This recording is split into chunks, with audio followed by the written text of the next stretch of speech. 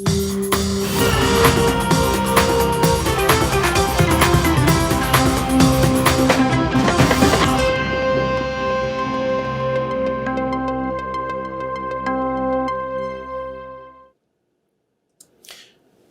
dia, agora são 7 horas, eu sou Luiz Costa Pinto e estou apresentando aqui o Desperta para vocês no lugar do grande Fábio Panunzio, que está de férias. Esta semana será comigo aqui ancorando de Brasília. O Desperta, que é o melhor jornal de abertura de dia na internet brasileira, no streaming brasileiro. Então vamos falar hoje aqui longamente com a ajuda dos nossos companheiros de redação do ICL que estiveram lá presentes na Vila Euclides, em São Bernardo e em Copacabana, no Rio de Janeiro, André Uzeda e Igor Melo, no Rio de Janeiro, do início da campanha eleitoral, da campanha de rua, o início formal dessa disputa presidencial, que já parece que faz tanto tempo que começou, mas formalmente começou apenas nesse domingo, no dia de ontem.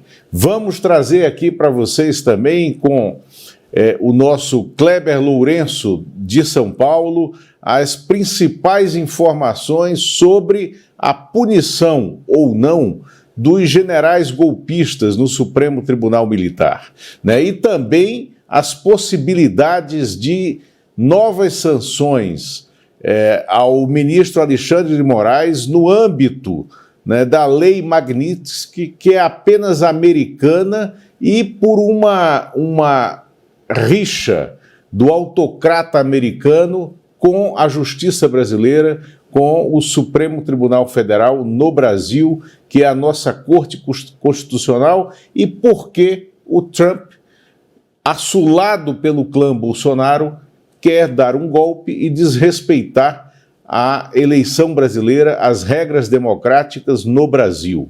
Bom, vamos trazer aqui as nossas manchetes. Eu vou mexer um pouco no posicionamento da informação aqui no nosso Desperta, para trazer imagens do dia de ontem, tanto em Copacabana, quanto na Vila Euclides, e falarmos com Igor Melo, no Rio de Janeiro, e com André Uzeda, em São Paulo, que esteve lá em São Bernardo, sobre o início do processo eleitoral. Então, excepcionalmente, diferente da ordem dada aqui, ao surgimento das coisas pelo Fábio Panunzio, vamos trazer aqui os destaques do nosso site nesse momento, com notícia. Vocês sabem que aqui no Desperta você tem notícia, sobretudo para organizar o dia, e tem a opinião dos nossos analistas e comentaristas também da equipe do ICL. Então vamos jogar. Eu queria, por favor, Vitor, que você jogasse aqui os destaques do nosso portal.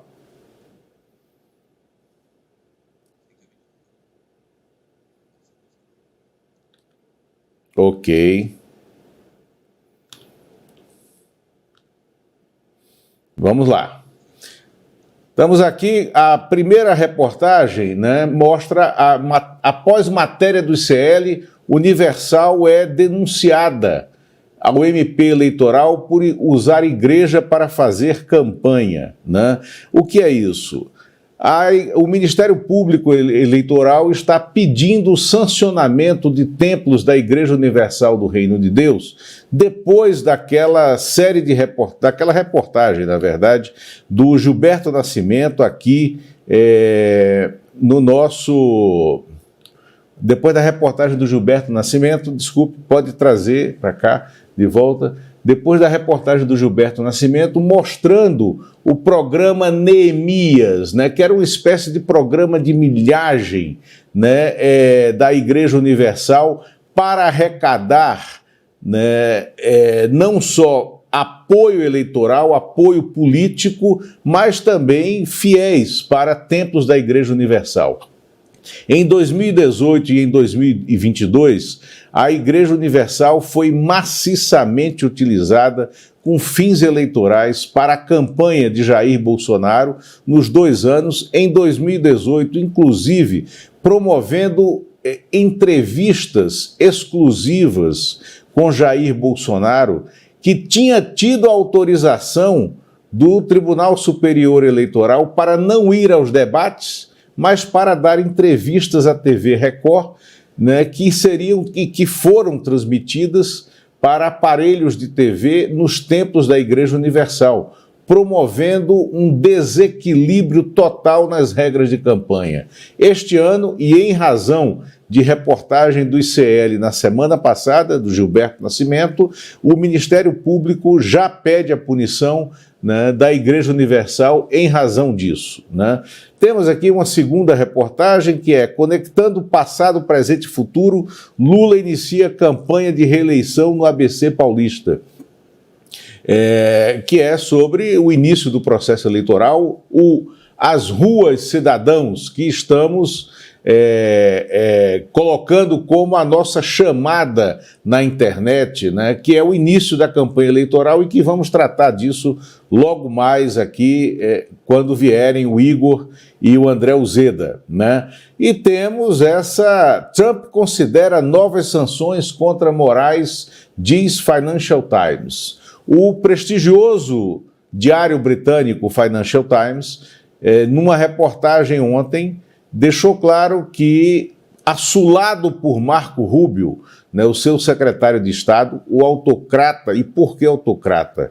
Porque ele está se colocando acima das leis, acima da democracia, ele está promovendo um estado de enrijecimento das normas constitucionais e, às vezes, banimento de normas constitucionais americanas. O autocrata americano Donald Trump está estudando a renovação de punições contra o ministro do Supremo Tribunal Federal, Alexandre de Moraes, com base na lei Magnitsky, que é apenas uma lei norte-americana que não deveria ter vigência e não deveria sancionar cidadão fora dos Estados Unidos de forma alguma, mas ele pensa em fazer isso em razão da determinação de quebra de sigilo e de busca de informações telemáticas no computador do jornalista Luiz Pablo, jornalista do Maranhão, blogueiro do Maranhão, que se associou a uma organização criminosa comandada por um ex-secretário de Segurança, Raimundo Cotrim, que fazia ameaças à vida do ministro Flávio Dino, do STF também, e a família do Flávio Dino. E também o motivo, segundo o Financial Times, desse novo ciclo de sanções poderia ser o enrijecimento, o endurecimento da busca de transparência e de mediação nas plataformas de redes sociais e na internet, inclusive a plataformas norte-americanas, no processo eleitoral pedido pelo Alexandre de Moraes, o que é absolutamente normal e que está dentro do nosso regramento jurídico, legal e constitucional. Então, o Financial Times nos traz essa absurda e indevida interferência norte-americana com o regramento jurídico deles, né, na eleição brasileira. E isso foi, como veremos logo mais, objeto central do discurso do presidente brasileiro, candidato à reeleição, na Vila Euclides, em São Paulo, em São Bernardo, na abertura da campanha eleitoral. E também esteve numa nuvem, né, que estava em Copacabana. Por quê? Porque havia centenas de bandeiras, até talvez mais bandeiras americanas do que gente em Copacabana, centenas de bandeiras americanas, inclusive uma bandeira americana hasteada enquanto se cantava o hino brasileiro no palanque do PL em Copacabana. Absolutamente inapropriado, né? São essas os nossos temas de destaque para a gente caminhar aqui nesse dia de hoje. E eu vou, como eu estou só aqui nesse momento, inclusive o Alex Amorim também está de férias, não teremos o Papo de Boleiro como um papo, mas vamos trazer aqui as notícias do futebol nesse fim de semana. Né? Vamos ver, Vitor, né, o que temos aqui, o primeiro vídeo para a gente trazer dessa festa que aconteceu em Minas Gerais, em Uberlândia, né? Porque Uberlândia, do Fábio Panunzio, né, sobre o qual ele e o Alex dialogam quase diariamente, Uberlândia, enfim, chegou à Série C do Campeonato Brasileiro.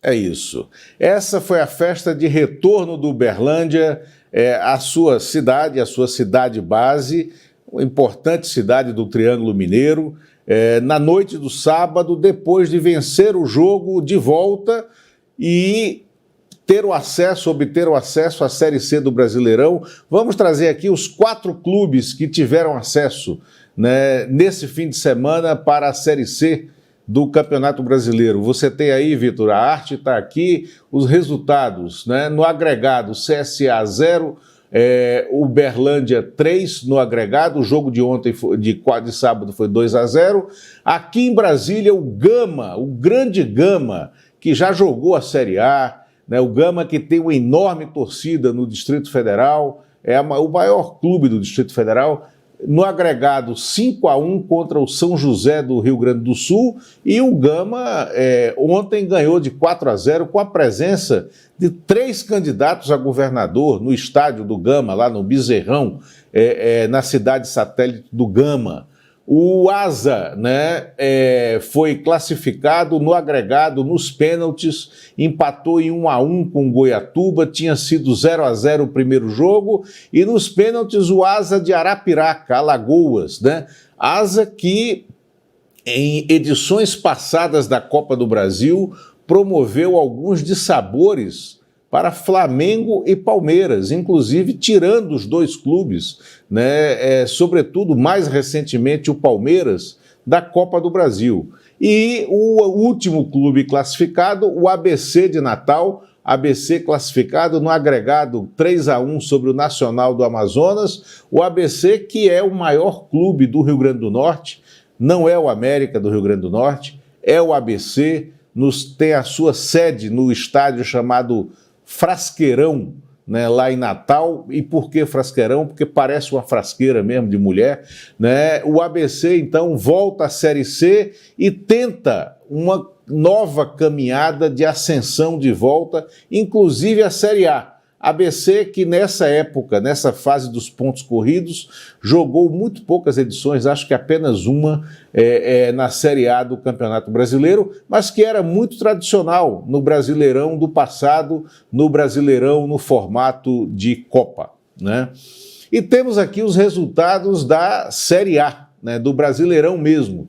Vitor, vamos colocar aqui esses resultados do sábado e do domingo. Hoje ainda tem um jogo, à noite, às 8 horas da noite, Internacional e Remo, lá no Beira-Rio, em Porto Alegre. Né? Mas o que aconteceu nessa rodada? O Flamengo aplicou uma goleada fora de casa de 5-1 no Mirassol e se aproximou perigosamente para os palmeirenses, né, para o Alex Amorim, que não está aqui conosco hoje, da liderança do Palmeiras, de maneira já ameaçadora. O Fluminense venceu o Palmeiras por 3-2 no sábado, né? O São Paulo empatou com o Curitiba em 1-1, o Atlético Mineiro venceu o Grêmio por 3-0 ontem em Minas, o Vitória venceu o Botafogo, Botafogo ainda recolhendo os cacos da derrota acachapante que tomou do Cienciano na altitude de Cusco, no Peru, pela Copa Sul-Americana, e precisando reunir esses cacos para tentar, de alguma forma, uma reação que neste momento é absolutamente improvável no jogo de volta quarta-feira no Engenhão, no Rio de Janeiro. Corinthians perdeu do Cruzeiro 2-1, Cruzeiro que já iniciou há algum tempo uma escalada para, na reta final do campeonato, talvez dar um calor para Flamengo e Palmeiras entrando na disputa, que neste momento é improvável pelo título, mas sob a liderança do técnico português Arthur Jorge, que foi o técnico do Botafogo no glorioso ano de 2024, do glorioso Carioca, né, que venceu a Libertadores e o Brasileirão. E tivemos ainda, fechando a rodada aqui na nossa tela, né? O Vasco perdeu de 3-0 para o Santos, a Chapecoense empatou com o Bahia em 3-3, o que provocou uma irritação profunda do Rogério Ceni com o seu time. O Rogério ontem foi às redes e na própria entrevista depois do jogo espinafrou a defesa do Bahia. São esses os principais resultados, são esses os resultados, né, da rodada do Brasileirão. E aqui passando como temos que acelerar o ritmo aqui da apresentação desse Desperta, vamos à meteorologia, porque há muito calor, profundo calor no sul, né? E aqui no Centro-Oeste. Vamos colocar o nosso mapa aqui por região, Vitor. Começando pela região sul, aonde há uma previsão, Vitor, aqui, região sul, Porto Alegre, calorão de 30 graus hoje, de máxima, 17 de mínima. Agora, durante a semana, o Rio Grande do Sul pode registrar uma onda de calor que vai levar essa temperatura máxima até 34, 35 graus. Mesma coisa em Florianópolis, que hoje amanhece mais ou menos ameno, 24 de máxima, mínima de 18, mas pode chegar a 32 graus ao longo da semana. E Curitiba, 27 graus de máxima, 13 de mínima, mas no norte do Paraná, no noroeste do Paraná, né, já vai ser lambido por uma onda de calor que vai registrar temperaturas até 5 graus acima da média para essa época do ano. E toda a região sul, né, está submetida a uma onda de calor que pode trazer, inclusive, chuvas de granizo, né, no fim da semana, no fim desta semana, e o registro de temperaturas médias acima do normal, entre 3 graus e 5 graus. Vamos subir aqui para o Sudeste. Vitor, no Sudeste nós temos aqui também uma onda de calor verificada, calor seco, né? Não há perspectiva de chuva, pelo menos no início dessa semana. Rio de Janeiro pode chegar até 32 graus, São Paulo até 31 graus, Belo Horizonte e Vitória mais a menos, mas com sol aberto ainda, 26 graus de máxima. Vamos passar aqui para o Centro-Oeste, Vitão. Centro-Oeste, Vitor. Aqui, Centro-Oeste, um problema, né? Durante a semana poderemos ter até 5 graus acima da média em onda de calor que vai transformar Cuiabá e Campo Grande em dois infernos. Nessa época do ano, Cuiabá e Campo Grande também costumam ficar cobertas por uma fumaça das queimadas, né, das matas, das queimadas no Pantanal que ocorrem, muitas vezes são queimadas criminosas, mas nem sempre, muitas vezes são incêndios acidentais, incidentais, e esta semana, né, haverá o registro de temperaturas, inclusive, acima dos 40 graus nessas duas cidades. Hoje, máxima de 39 em Cuiabá e de 38 em Campo Grande. Goiânia e Brasília, mais a menos, 31 e 28 nessas duas cidades, mas registro que aqui está muito quente e já muito seco aqui em Brasília. Vamos subir para o norte, Vitor. No norte nós temos aqui possibilidade real de chuva no extremo norte do país, sobretudo em Macapá e Boa Vista, Manaus com temperaturas, e Belém também com chuva, claro, Belém, o regime diário de chuvas em Belém normalizou nos últimos 2 anos, depois de uma seca esquisita, mas são reflexos, né, já do impacto sobre o clima do aquecimento dos oceanos, né? E isso a gente registra de maneira muito clara em Belém, que houve uma intermitência nas chuvas diárias que são quase que religiosas. Mas Belém hoje máxima de 34, em Manaus máxima de 38, Boa Vista 35, Macapá 34, né? E aqui já na região norte, vindo mais para o centro-oeste, Palmas, Porto Velho e Rio Branco, sem ocorrência de chuvas e submetidas ao calorão infernal. Porto Velho, inclusive, hoje chegando à máxima de 41 graus. Vamos ao Nordeste, então, para encerrar aqui a nossa meteorologia, Vitor. No Nordeste, muita chuva ali em Alagoas, Sergipe e Bahia, já no pé do Nordeste, né? Maceió, com máxima de 29, Aracaju 28, Salvador 27, Recife sem chuva, mas com alguma nebulosidade, máxima de 30 graus, João Pessoa, Natal também 30 graus, São Luís com chuva, pegando aquela rebarba do norte do Brasil, né, com máxima de 36 graus, e Teresina, que perde para Porto Velho, né, no cetro de cidade de capital mais quente do país, máxima de 35 e mínima de 22. Perfeito, Vitor. Bom, vamos chamar aqui agora o Kleber Lourenço para que ele traga as suas informações e a gente possa abrir o papo com Igor Melo e André Uzeda. Kleber.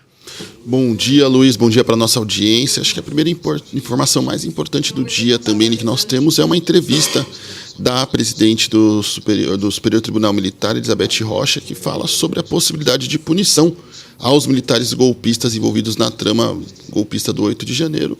Em entrevista ao jornal O Globo, ela disse que muito provavelmente isso não acontecerá antes de 2027, algo que inclusive reforça o que a gente já vinha falando ao longo dos últimos meses, nas conversas que eu tive, não só com a ministra, mas também com outros membros do tribunal, que falam sobre um processo ali muito lento e até falam que isso seria um excesso de zelo e cuidado. E, além disso, há uma preocupação muito grande dos membros do tribunal de não tramitar esse caso durante o período eleitoral. Então, essa é a principal preocupação deles, viu, Lula? Um outro ponto interessante também é sobre os generais golpistas, né? A gente vem passando por um período eleitoral onde estamos claramente sob ameaça de interferência estrangeira. As eleições desse ano serão, queira ou não, um plebiscito sobre o Brasil ser um país soberano ou uma colônia. E o mais interessante é que, diante de tudo o que está acontecendo, nossos briosos militares, tanto das 3 forças, Aeronáutica, Marinha, Força Aérea, eles não se pronunciaram, mas sumiram das manchetes, né, Lula? Era muito comum a gente ter até ano passado a editoria que a gente brincava de As Cólicas dos Militares, onde eles se manifestavam de forma confortavelmente anônima, falando sobre diversos assuntos e opinando sempre sobre a política nacional e tentando usar os jornais e as manchetes como instrumentos de pressão política. E agora, diante dessa ameaça estrangeira da soberania do Brasil, que está flagrantemente ameaçada, os militares desapareceram dos jornais, das manchetes de todo o país. Por fim, pode falar. Kleber, você hoje à tarde vai publicar também uma entrevista, né, no nosso site com a presidente do Superior Tribunal Militar, né? O que é que a gente pode antecipar dessa entrevista, Kleber? Olha, Lula, eu conversei com ela sobre uma liberação que ocorreu em maio para pagamentos de gratificações para membros das cortes militares, e aí entra naquela esteira de penduricalhos e também benesses que todo o judiciário, isso inclui inclusive os próprios militares, vem tentando aprovar e tentando burlar as regras impostas pelo ministro Flávio Dino, e ela colocou uma posição muito clara de que ela é contra esse tipo de manobra, inclusive suspendeu e barrou alguns pagamentos na corte e fez alguns apontamentos muito interessantes de movimentos que aconteceram por lá. Eu vou trazer isso no site clnoticias.com.br mais tarde, e amanhã no Desperta a gente detalha também essa entrevista, essa conversa que eu tive com ela. Maravilha. Kleber, mais alguma informação? Acho que o mais importante é um levantamento do TCU, feito com mais de 2 mil militares, na verdade com 236 auditores militares, e quase 30% deles, Lula, alegaram que sofreram alguma pressão ou tiveram medo de alguma pressão dos superiores ao realizar as auditorias em contratos das Forças Armadas, o que é muito grave. Mais uma vez, vale lembrar, o ministro da Defesa recentemente fez aquela fala enfadonha sobre a porteira aberta, pedindo mais dinheiro para os militares. E aí, mais uma vez, querem mais dinheiro para o quê? Nessa pesquisa feita pelo Tribunal de Contas da União, Lula, o que ficou registrado? Que 9% disseram ter sofrido pressão para alterar, suprimir ou suavizar achados em relatórios de auditoria. 11% afirmaram que superiores ultrapassavam a revisão técnica e modificavam as conclusões, ou seja, um absurdo completo. Superiores iam e editavam o relatório para tirar trechos problemáticos ou que os incomodavam, e 9% disseram temer represálias ao tratar de assuntos sensíveis, ou seja, mais de um quarto dos auditores militares que têm como dever e obrigação zelar pelos contratos públicos, também pelo bom uso do dinheiro público, ou seja, do meu, do seu, do nosso dinheiro, já foram alvos de pressões e trabalham sob pressão e medo dos superiores militares. Ou seja, mais uma vez reforçando o quão as 3 Forças Armadas são refratárias e não gostam de transparência e muito menos de diligência com gastos públicos. Querem gastar à vontade, sem qualquer tipo de fiscalização ou controle. Sem dúvida, esse é um histórico que eles nunca aceitaram que precisavam passar pelo regramento jurídico e pelas normas do Estado brasileiro, que não é um Estado militar, é um Estado civil. Sim, eles acham que, inclusive, eles constantemente tentam se colocar como tutores da República, né? O tempo todo, a gente viu isso em 2022, agora há pouco eu falei sobre o sumiço dos generais também nas manchetes. Mais uma vez, tínhamos constantemente os generais incomodados com diversos assuntos, e isso sim é uma forma de pressão política e uma forma que os militares encontraram ao longo dos anos de tentar tutelar a República, que é sim comandada por civis e não por militares. E aqui está mais um exemplo. Quando o poder civil tenta impor seus poderes e deveres de fiscalização, os superiores militares tentam impedir e causar todo tipo de dissabor e dificuldade para os auditores. Uma vergonha. Maravilha, Kleber. Muito obrigado. Mais alguma coisa antes de eu chamar aqui o Igor e o André? Não, acho que por hoje é só. A gente tem um caminhão de notícias pela frente, Lula. Maravilha. Kleber, obrigado e até amanhã. Amanhã vamos trazer aqui as revelações de maneira mais a fundo, né, dessa sua entrevista com a presidente do STM. Isso mesmo, obrigado, Lula. Kleber. Imagina, tchau, tchau. Abraço, até logo. Né? Bom, vamos aqui, Vitor, prepara o primeiro vídeo para a gente chamar aqui o nosso bloco de abertura da campanha eleitoral. A nossa thumb é As Ruas Cidadãos. A nossa enquete que está no ar também já é para você dizer se dessa vez vai de fato às ruas na campanha eleitoral, se vai se engajar de fato ou se vai fazer campanha apenas nas redes sociais. Será a eleição, claro, está aqui, começou formalmente a campanha 2026. Você pretende ir às ruas, vai ficar só nas redes ou vai se engajar a fundo esse ano? A enquete já está no ar no nosso canal no YouTube. Né? Por quê?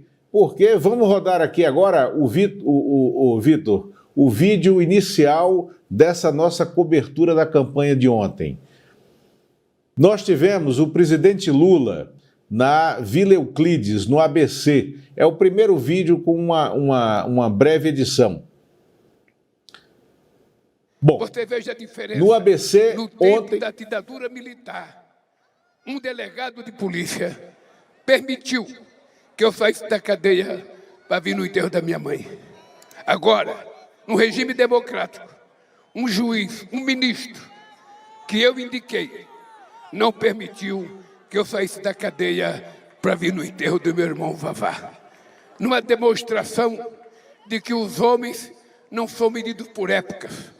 Os homens são medidos pelo caráter, pela dignidade, pela criação que ele teve de berço. Deus fez vocês e vocês fizeram Lula ser o que ele é. Portanto, obrigado a vocês, trabalhadores e trabalhadoras desse país, que um dia tiveram consciência de apostar que um igual a vocês é capaz de fazer mais por vocês do que um diferente de vocês. Vocês apostaram de que a inteligência não é pela quantidade de diploma que você tem. A quantidade de diploma mostra o conhecimento que você tem. Mas inteligência é como saber utilizar esse conhecimento em benefício de quem e para quem você utiliza esse conhecimento. Portanto, muito obrigado a cada homem, a cada mulher, de todos os estados do país, do Iapoque ao Chuí, de Natal até o Acre. Muito obrigado a cada trabalhador que um dia da eleição, teve a coragem de levantar e dizer: eu vou colocar na presidência da República um peão, quase que analfabeto, porque eu só tenho o diploma primário e um curso de Senai. Mas tem uma coisa que os outros não têm: eu conheço o coração e a mente de vocês, e eu tenho certeza que os outros que passaram por esse país não conheceram. O crescimento econômico deles foi 1,4%, o nosso foi 3%. A situação fiscal, eles tiveram um prejuízo fiscal de 2,8%, e nós chegamos a 0,5%. Então, eu quero que vocês tenham um número para comparar. Quem assentou mais terras indígenas, quem assentou mais trabalhador rural, quem gerou mais emprego, quem deu mais aumento de salário, para que a gente possa dizer para eles: criem vergonha na cara, pare de mentir, porque o povo brasileiro não vai aceitar que a mentira vença a verdade. Perfeito. Aqui tivemos trechos selecionados do discurso do presidente Lula ontem na Vila Euclides, em São Bernardo do Campo, e vamos chamar logo, sem maiores prolegômenos, o André Uzeda, que esteve lá presente, que fez a cobertura para a gente aqui do ICL. Uzeda, o que foi essa abertura de campanha de rua do presidente Lula? Qual era o tamanho, né, dessa manifestação? Quais foram os recados que o presidente Lula falou? Inclusive, aqui no início da passagem que nós selecionamos, ele estava dando um recado claro para o ministro Dias Toffoli, do Supremo Tribunal Federal, dizendo de maneira objetiva: até o Romeu Tuma, na ditadura, foi mais correto comigo do que o Dias Toffoli naquele episódio lamentável de não deixar o Lula ir ao velório do irmão dele. Uzeda, bom dia, e o que é que você viu ontem? Bom dia, Lula, bom dia, audiência do Desperta. Lula tem alguns recados, o Toffoli foi um dos recados que o Lula deu. Teve outros tantos, né, que foram sendo citados ao longo do discurso de 36 minutos que o presidente falou. Ele entrou 11h53, atrasou bastante, né, o início do evento, que era já meio previsto, e às 12h29 ele finalizou até com um recado do staff dele, né, porque o público começou a dispersar um pouco, estava muito sol, a arquibancada esvaziar, e ele mesmo disse isso: vou terminar para vocês poderem almoçar, estou percebendo que vocês já estão se dispersando. Então, às 12h29, em ponto, ele finalizou o discurso. Então, retomando, o Toffoli foi uma das pessoas que ele citou, mas sempre sem falar o nome, né? Era sempre um recado, uma indireta, né? Como se diz mais no popular.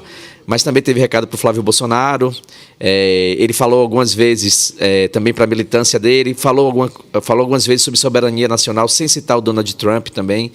Então, o Lula foi abordando alguns temas que vão ser considerados fundamentais na campanha, mas evitando esse confronto direto, nominando os adversários ou as pessoas com as quais ele vai travar algum tipo de embate, né, político. Antes de voltar à fala do Lula, eu queria destacar, Lula, também outros pontos que são importantes na campanha, que não necessariamente são verbalizados, né? Eu vou citar algumas coisas aqui, por exemplo, eu até fiz essa imagem, vou pedir até para a gente colocar na tela, que é a chegada do Lula com o helicóptero da Presidência da República sobrevoando o estádio da Vila Euclides. Essa imagem é interessante porque tem um precedente histórico, né? Durante a greve de 79, que é a greve que projeta Lula no noticiário político, né? O momento que ele realmente vira uma figura política de renome, nesse momento havia muitas Havia uma pressão muito grande, né, da ditadura militar ali na transição entre Geisel e Figueiredo. E há muitos relatos de helicópteros da polícia militar sobrevoando o estádio da Vila Euclides durante esse período grevista. Então, Lula, quase como uma ressignificação desse símbolo, ele sobrevoa o estádio com o helicóptero da presidência, como que sinalizando quantas coisas mudaram desde lá, né? Há uma mudança ali muito clara, né? Esse helicóptero, que antes era um símbolo de repressão aos metalúrgicos, aos trabalhadores que estavam reunidos, agora era quase como uma gratificação. Eles conseguiram chegar lá através da presidência da República. Então, esse voo do helicóptero teve esse simbolismo muito claro. Foi até sinalizado pelo presidente do BNDES, Aloysio Mercadante, durante o discurso. E outros tantos militantes retomaram essa fala desse simbolismo, né, de estarem retornando lá em uma outra condição, agora com o Lula como presidente da República. Outros pontos interessantes também é como a campanha petista está se apropriando dos elementos verde e amarelo, que dos últimos tempos, a gente pode listar como marco aqui, desde 2014, com a campanha de Aécio Neves, as cores da bandeira foram sendo apropriadas pela direita e depois, 4 anos depois, pela extrema-direita com Jair Bolsonaro. E o petismo não disputava exatamente esses símbolos nacionais, né? Insistia nas cores vermelhas, que são as cores do partido, são cores mais ligadas a partido de esquerda, historicamente, mas nessa eleição em particular, os elementos verde e amarelo da bandeira nacional estão em disputa. A gente pôde ver, por exemplo, houve um bandeirão aberto na arquibancada com a bandeira do Brasil. Fafá de Belém cantou o hino nacional e aí retornando também ao tom nostálgico desse evento, porque Fafá foi uma ativista na campanha das diretas já de 84, e ela cantou o hino. Eles também falaram isso, vamos aqui lembrar da cantora paraense, que em 84 foi muito importante. Então há esses elementos verde e amarelo muito presentes. No fim da convenção, por exemplo, do ato, houve uma chuva de papel picado verde e amarelo e também um estouro de fumaça também nas cores verde e amarelo. Em outros momentos da campanha petista, talvez fossem vermelhas. Apropriação, né, Uzeda? É uma reapropriação do verde e amarelo para todo o país, não só para esse nicho do bolsonarismo, que inclusive o conspurcou em Copacabana, e eu vou tratar isso com o Igor Melo logo mais, hasteando a bandeira americana, né, no meio da campanha eleitoral brasileira. Mas vamos voltar aqui a esse teu ponto. Exato, perfeito. Há um contraponto muito grande da campanha de dizer, né? Nós somos os verdadeiros patriotas, porque estamos lutando pela soberania, somos contra o tarifaço, contra a lei Magnitsky. Então há um ponto da campanha petista de dizer aqui há uma luta verdadeiramente patriótica e não a campanha do Flávio Bolsonaro. A gente que defende o PIX, a gente que defende a indústria nacional. Então isso é muito claro, tanto no que é verbalizado pelos políticos, como também nos elementos não verbais, visuais, né, de campanha. Isso está muito bem desenhado. Isso desde a convenção do dia 2 de agosto, que eu também acompanhei aqui em São Paulo. Como a campanha petista está avançando e está disputando esses símbolos nacionais. Ainda nesse ponto dos não verbais, Lula, eu queria sinalizar também uma outra coisa. A campanha petista está se aproximando dos evangélicos, mas com um certo toque de sutileza ali, né? Ontem, por exemplo, subiu no palco o pastor Kleber Lucas, que é muito conhecido do segmento, e há uma música que ele ajudou a compor, e é uma espécie de segundo jingle da campanha, que é o jingle Tapete Vermelho. E essa música, ela tem muitos elementos de louvor evangélico, assim, a própria melodia, a forma como a letra é narrada na história. Há um certo elemento ali evangélico, né, sinalizando para esse público, fazendo um aceno muito claro, que é também um público tradicionalmente ligado ao Flávio Bolsonaro, ao Jair anteriormente. Há essa questão de disputar também os evangélicos, que a campanha petista tem feito essa sinalização, né? Romper esses nichos e avançar sobre esses espaços. Você falou alguma coisa, Lula? Não ouvi. Isso, sim.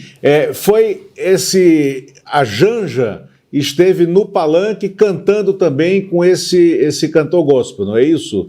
E a Janja teve uma participação, eu queria só quebrar aqui, porque eu separei um trecho do discurso da Rosângela Silva, primeira-dama, que ontem foi uma presença fundamental e notável no palanque. E na abertura do discurso dela, fez uma homenagem que para muitos soou surpreendente, né, à dona Marisa Letícia, ex-mulher, né, que morreu, ex-mulher do presidente Lula, que foi a grande companheira dele nesse início da trajetória política e em toda a caminhada política do presidente Lula até morrer, né, em razão da Lava Jato em 2016, se eu não me engano, 2016, 2017. 17. Temos aí o trecho do discurso da Janja, para depois você falar sobre ele, Uzeda. Vamos lá, Vitor, coloca o trecho do discurso da Janja, por favor.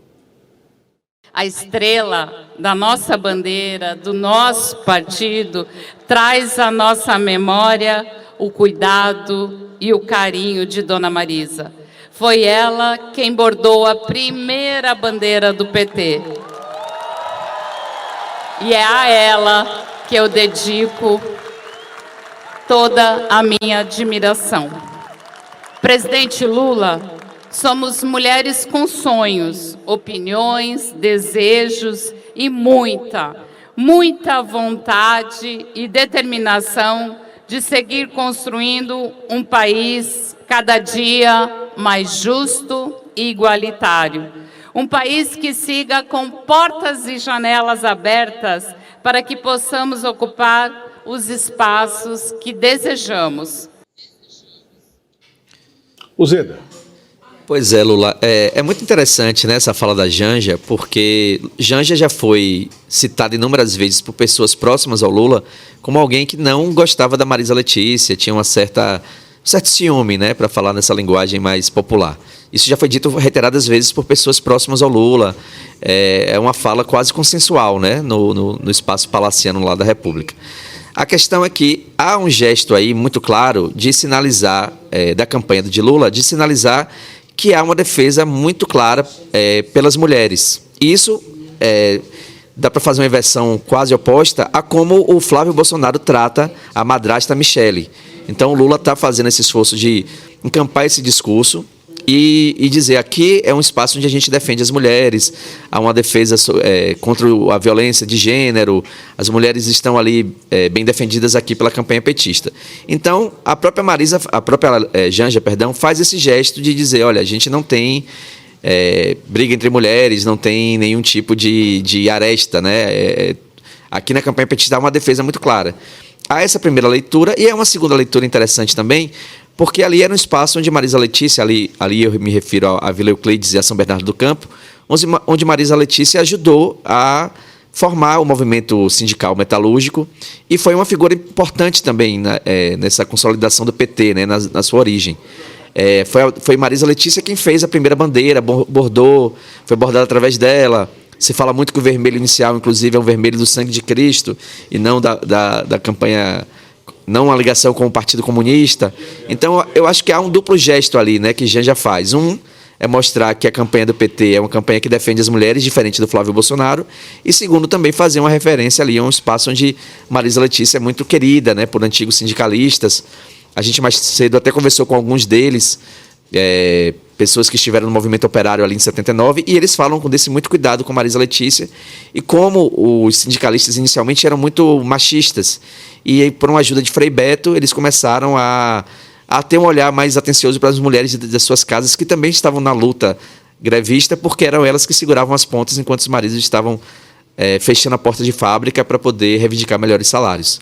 Eu vejo esse movimento de Janja como essa função ambivalente, né? Uma dupla sinalização no mesmo gesto. Exatamente, Uzeda, foi muito importante essa quebra de gelo, né, nessa relação, a história, a trajetória da Dona Marisa, que eu conheci, que acompanhei muito tempo essa luta sindical dela, essa luta política, congregando, agregando, nesse dia de início de última campanha eleitoral do presidente Lula, porque ele deixou claro de maneira muito transparente e objetiva, é a última eleição que ele disputa, a eleição da reeleição, buscando um quarto mandato, e ele fez uma ligação com o passado, com a trajetória de todo o movimento sindical, da redemocratização brasileira, a importância do PT, fez uma homenagem muito bonita ao Florestan Fernandes, né, ao próprio Frei Beto, ele mencionou lá no discurso, né, a outras personagens que foram fundamentais, como Antônio Cândido, né, na formação do PT, e conclui dizendo, a gente agora vai defender a soberania brasileira, a gente vai defender o nosso modelo de governar, o modelo inclusivo, mas o modelo que é nosso. Nós estamos construindo um modelo democrático para governar um país complexo como o Brasil. Essa é a síntese do Lula no palanque de ontem, não é isso, Zeda? Perfeito, Lula. Tem uma característica, assim, uma cara de Last Dance, né? A última dança de Lula, mais ou menos como o Pelé na Copa de 70, o Michael Jordan na NBA de 96. Aquele último ato ali, ele vai tentar aquela consagração para a vitória, né? O Messi até tentou agora em 2026, mas não deu muito certo. Mas eu acho que tem essa cara, assim, né, da última campanha do Lula, tanto que há essas questões do passado sendo revisitadas de uma forma muito natural, de relembrar da campanha grevista, relembrar da fundação do PT, dos outros 3 governos dele, né, principalmente 2002, que é a primeira vitória. Toda a campanha é embalada nesse tom de nostalgia, isso é muito claro, e o evento de ontem foi muito reverberando esse sentimento nostálgico, colocando todos os sindicalistas, né, em cima do palco, a fala deles em todo momento, o jingle que faz uma referência nesse Rap da Silva, que é uma paródia de um jingle, de uma música de funk famosa, mas conta toda a trajetória do Lula, né, como um migrante do sertão nordestino, de Pernambuco.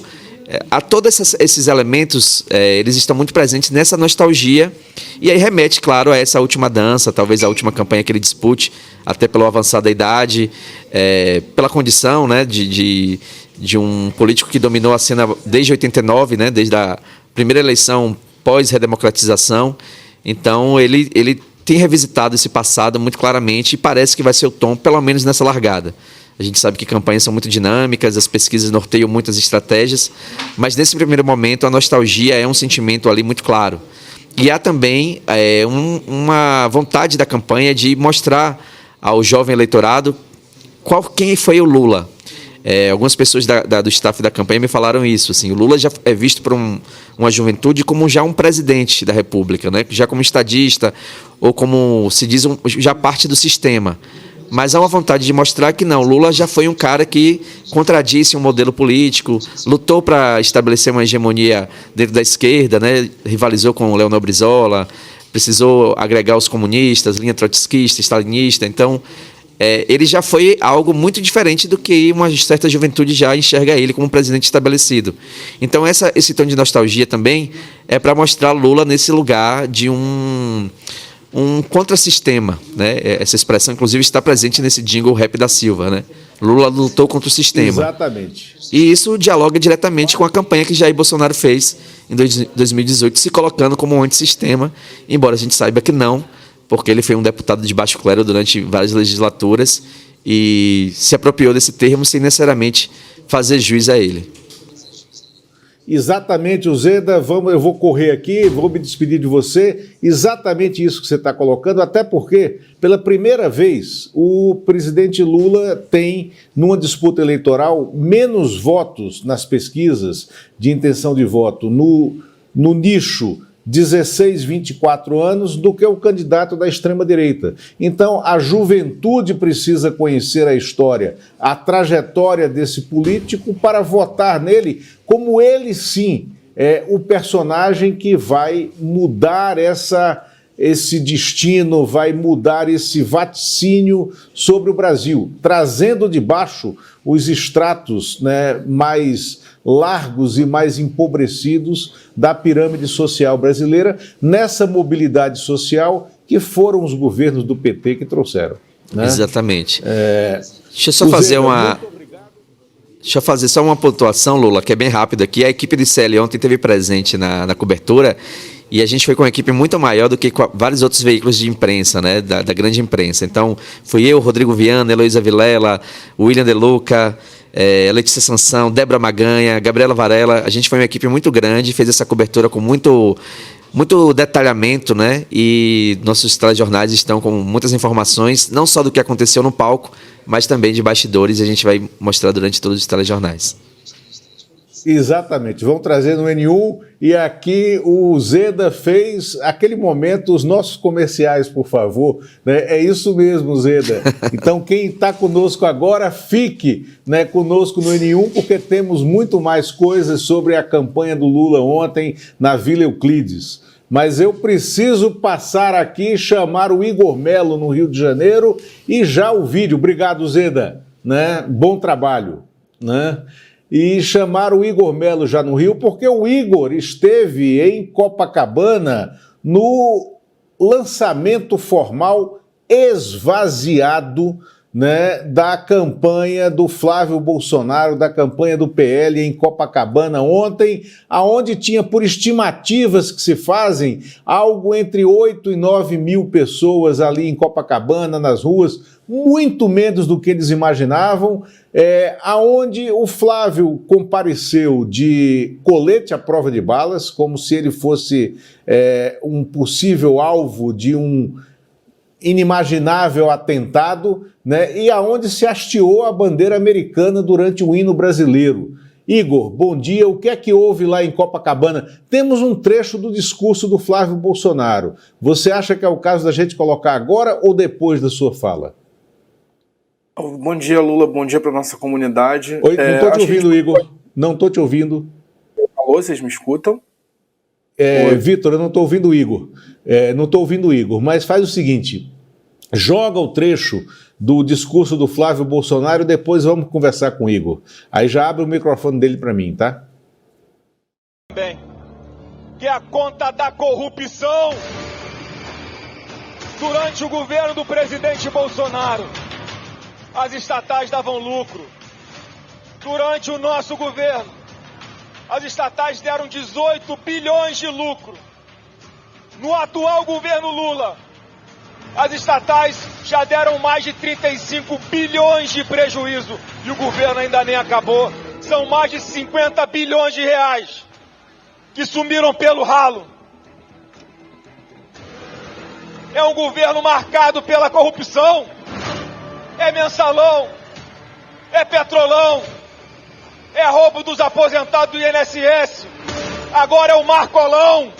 A corrupção e o roubo do INSS chegaram dentro do gabinete do presidente da República, que é o Lula. É dinheiro que falta no hospital, é dinheiro que falta para pagar melhor um professor. Em um dia o Brasil está pagando 8 bilhões de reais de dívida. Todos os dias, o dinheiro dos nossos impostos. 8 bilhões são para pagar dívida. Igor Melo, o que você viu em Copacabana? Bom dia, Lula. Bom dia para nossa comunidade. Acho que agora está dando para ouvir, né? Assim, a gente tem muita analogia com futebol na política e me chamou muita atenção que, ao contrário do que costuma acontecer com campanhas de oposição, a gente viu o Flávio Bolsonaro jogando na retranca. O que é isso?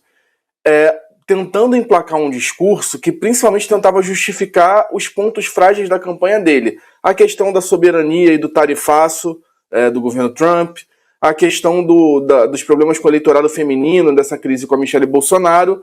E esse trecho que a gente viu no vídeo, que já foi o final do discurso dele, que durou cerca de meia hora, foi um dos poucos trechos em que ele foi para o ataque, de fato, tentando emplacar uma narrativa contra o governo Lula.